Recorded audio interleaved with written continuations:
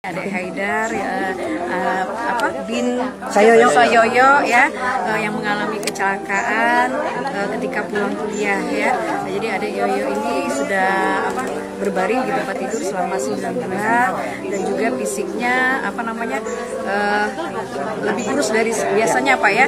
Nah mudah-mudahan kami bersama Basnas hari ini juga ada Pak Sekcam, ada Pak Lurah, Pak RT ya, dan juga warga di sekitar dan juga tim BPKK ya, memberikan bantuan ya untuk membeli obat dan juga sembako. Nah, itu mudah-mudahan ya dengan bantuan ini bisa membantu Adik Yoyo untuk memulihkan kesehatannya ya, bisa dibelikan obat Pak ya yang diperlukan, di mana obat ini untuk pemulihan jaringan otaknya. Mudah-mudahan sudah mengalami kemajuan ya, itu sudah bisa merespon, berkomunikasi dengan kami.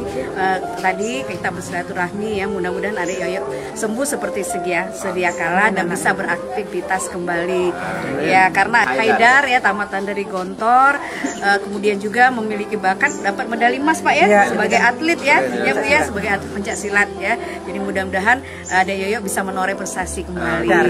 Adik Haidar bisa bapaknya ya, Adik Haidar bisa menoreh prestasi kembali seperti sedia kala dan bisa kuliahnya hebat di Akademi Gas ya. Amin ya. Demikian.